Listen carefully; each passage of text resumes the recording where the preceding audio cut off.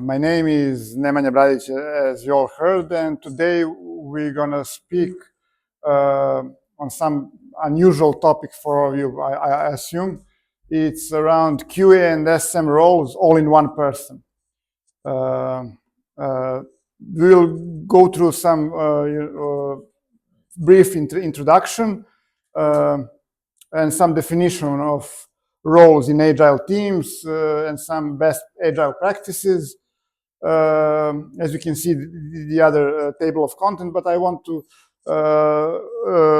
point out the picture inside this because a few weeks ago I had some meeting that I had to run, and the crowd was really silent when I asked some questions, similar to this from the movie. So when I got an invite to present you this topic today, I immediately went through internet to find this image so I can put it here. So if you watch the movie, you know how it went. If you didn't watch the movie, we are on the mission from God.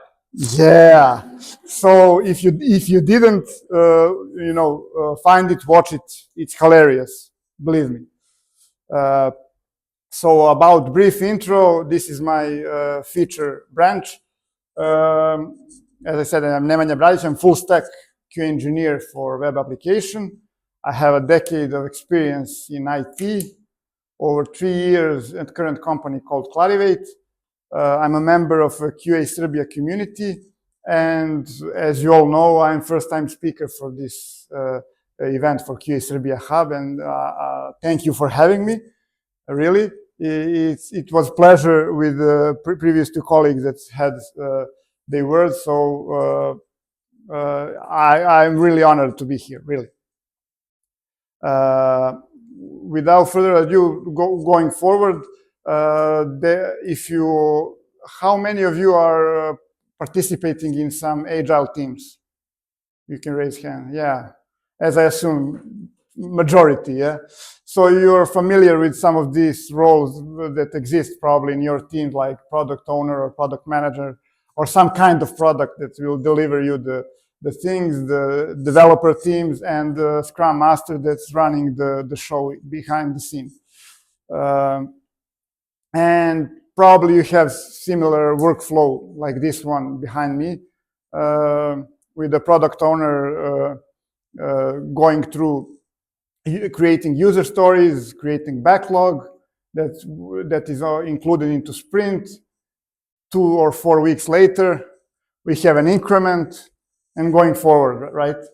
And in that period of time, we have daily stand-ups, and at the end we have some, sprint review, retrospective meetings, and demo, whatever they call it, inside the team that you're working with. So that is something, how most processes work. And also, when we are on this topic, this is just like an intro to everything that I will be talking today. Best agile practices are the manifest itself. So you can scan it to see, the 5 rules of manifest. But beside the manifest, it's really important to have separate roles in the team, so there are no conflicts.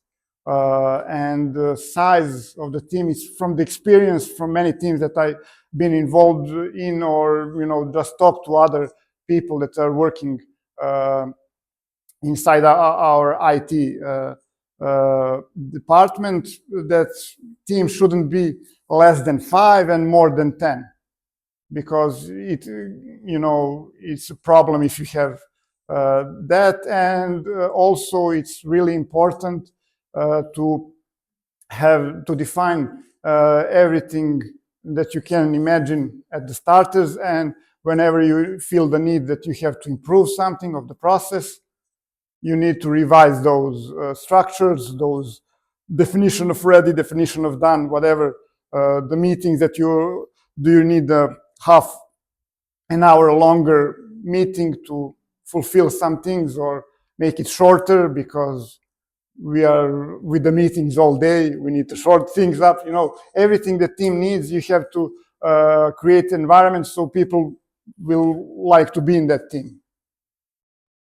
On the other hand, here is, let's say, description of my job currently. So I'm basically the person with two hats. Half of the day I'm a QA, half of the day I'm a Scrum Master. Sometimes both in the same time during the same meeting, just switching hats and trying to not to fall down when switching. So with now experience with these two roles in one for quite some time, I found the balance between those two and can work with both. But at the beginning, it was, just additional job. I was a QA, as all of you, and I'm honored to have a Scrum Master role, but it was overwhelming. And literally, the question was, can I automate something out of this? As you already mentioned, something when you start QA job, can I do this, or can machine do this for me? And there are some really nice tools that you can use for reporting, for generating some reports or whatever you need. So you don't have to, write everything on the paper and calculate it yourself. So if you ever start doing Scrum as a Scrum Master, you should, familiarize yourself with those tools. It's basically in most companies is what they're using. You don't have too much opportunity to pick, but there are a few of them that are basically competition to one another. So if they are not on the list, you can just write them next to and familiarize with those. This kind of thing with two roles is not for everyone. You have to be, communicative. You have to know to listen others and to know to recognize some things that are not working in the process of your team. So basically, some people are born can take those roles or have ambition to be in that kind of role. This is for you. If not, it's okay also, but you just have to be honest with yourself, because it really isn't for everybody, and you should know that. How it looks from the inside perspective when you have two roles. I started briefly with this one of these rules. They said there shouldn't be more than 10 people. We have 15 people inside one team, and it was too much, really. The daily was half an hour. I didn't speak, so it could go for 5 days straight, and everybody's good, how you do your job very well, How I say hi and bye. Yeah. So and we also had some product managers on the call, so it was 20 of us, Someone asked the question, everybody's silent. Disaster. So we removed those product people. We didn't need them. Really, no, that's what happened. And we decided to split to two teams, and we have one Scrum Master. We needed another one, so they picked me, and that's how it started. I already had some, contribution there as a team member. They recognized that I asked some questions, always boring ones. We cannot go home earlier today or something like that. And with all that in mind, they know that I will react when time comes as it should. So, and that is a main point, because at the beginning I was rubbish, really. It was not even compared to what I do now. But I got the feedback from my team. You can do this better. Okay, so lesson learned. I will do this. And we also had some mentorship inside the company. So I wasn't alone at any time. So I could ask for a question. You know, everybody stared at me to get some answers. I don't know what to do. Okay, can I, and they explain me, you have to prepare a little. Okay, I'll prepare next time. And with that, we had some things. We tried to implement this spinning wheel on some dailies. We worked with that for probably 6 months, and then we said it was boring, and we switched from it. But you have to adapt to what teams want. If team wants to try this, let's go to see what's going to happen. If they don't force them, because they will get back at you, and you don't want that. There are more of them, and things can get ugly. And what's really interesting about this is that these two roles at once come somehow naturally. As a QA, you are in the middle of the process, right? If you do some manual testing, you get a ticket from the developers, and when you're done with it, when you test enough and you think it could be okay, you push back to done or to the product to verify that that could go to the next release, okay? And you're in the middle. You already know which developer work on that ticket. You know the information from the product side, what their plan is. Basically, for the Scrum Master role is the same. You just monitor what everybody else in the team are doing. And you already have that information because you're in the middle. They cannot do anything without you, basically, at some point, especially on 10th day of the sprint.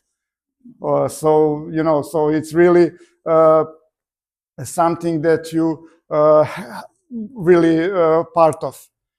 So my major point that I've learned and how I work right now as a Scrum Master to take care of the team, as is the best team I ever had, and to push everything that I have so that I know to make it better.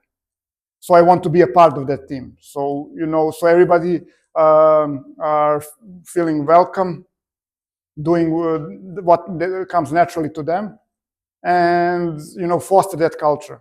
Because at the end, if we are happy in the team, we can work better. It's relaxed atmosphere. How much it can be, we are still getting paid for this. It's not that we are family or something, So, but relaxed in any other way. And with that, also, what is important is some of my takeaways is to find a space for everybody to get involved and to get a chance for personal or at the end team growth, so they can develop their potential to full capabilities. And that this is also a lesson for me to not forget about my QA role. So I have to sometimes go back and write some code and test something, not just making some excuses. I have to do one more report or something like that. So yeah, so it's really going back and forth. But what Scrum Master role gave me as a QA is a fresh perspective on the things that I do. So let's say I'm now involved in more meetings for processes, for some new features that we're gonna do in advance to the other team members. But I can plan. I know now the next feature. It is more back-end oriented or front-end oriented. Should I create more front-end scripts or test cases, or back-end, or what is the best thing I could automate right now that could have a benefit in a month or two? So it's really, you're at the point, as I said, in the middle as a QA, but now you have information from the outside as well. So it's really going back and forth in between two roles, and you have you can gain more knowledge about the product you are testing, and everything that comes around it. And beside all that, it's not, there is no general advice, you know. Probably after you fail something, you'll see, I could do this better. But there is no, basically you have to think, as I said, the first thing, you want to take care of the team like you want to be a part of that team. If you don't want to be a part of that team, then probably you should leave, you know, and leave them and find some better solution for them and for you as well. But if you want to be a part of the team, you like that project, you have to participate, you know, to make it feel better for everyone, and involve the team. As I said, we tried a lot of things that didn't go well, but we tried. And we learned from those mistakes that we don't want that spinning wheel. Just today, I showed with spinning wheel on the other tab when I shared the screen, and everybody was, what's that? You know, but, you know, it's just a precaution, you know. If you do something wrong, I will put that back on, and there will be a consequence. But luckily, we had a good communication, so spinning wheel was just turned down, you know. So, but anyway, you have to go both ways. As I said from the beginning, you have to know when to listen, when to talk, to fetch from you know, with the clause or whatever tool you find, you know, to get the people speak out what their problem. Do they have a problem at all? Sometimes, you know, you think there is a big problem, you know, an elephant in the room, but there isn't. Maybe something else is in the room, but, you know, not the obvious one. So that's about it from my presentation. So I would like to see your questions. Thank you.